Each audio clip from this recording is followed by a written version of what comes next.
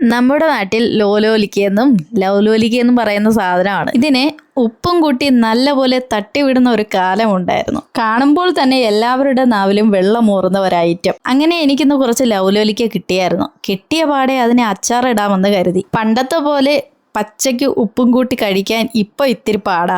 നല്ല പല്ലുപുളിപ്പാണേ. ഇന്ന് പല വീടുകളിലും റംബൂട്ടാൻ കാച്ചു നിൽക്കും പോലെയാണ് അന്ന് എല്ലാ വീടുകളിലും ലൗലോലിക്ക കാച്ചു നിൽക്കുന്നത്. ചുവന്ന തൊടുത്ത് ഇങ്ങനെ നിൽക്കുമ്പോൾ ആർക്കായാലും ഒന്ന് പറിച്ച് കഴിക്കാൻ തോന്നും. അത് അങ്ങനെ കഴിക്കുന്നതിനേക്കാളും രസം എന്താണെന്നോ ഇങ്ങനെ അച്ചാറിട്ട് കഴിക്കുമ്പോഴാണ്.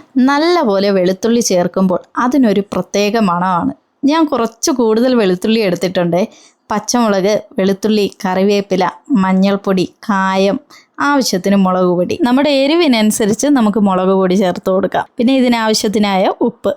അങ്ങനെ അതിനെ കരിഞ്ഞു പോകാതെ ഇങ്ങനെ ചെറുതായിട്ടൊന്ന് മൂപ്പിച്ചെടുത്താൽ മതി കേട്ടോ. പെട്ടെന്ന് കരിഞ്ഞു പോകും. ഈ പൊടികളെല്ലാം കരിഞ്ഞാൽ പിന്നെ അതിൻ്റെ ടേസ്റ്റ് മാറും. അതിനു മുന്നേ ഞാൻ ഈ ലൗലോലിക്ക അതിലോട്ട് തട്ടി കൊടുക്കുകയാണ്.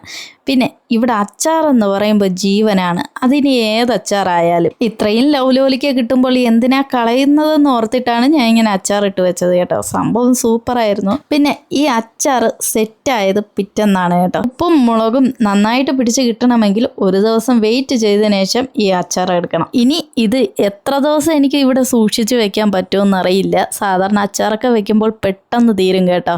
ഏകദേശം ഒരാഴ്ചയ്ക്കുള്ളിൽ എൻ്റെ വീട്ടിൽ ഒരു ഭരണി അച്ചാർ തീർത്ത് കളയാൻ ഇവിടെ ആളുണ്ട്.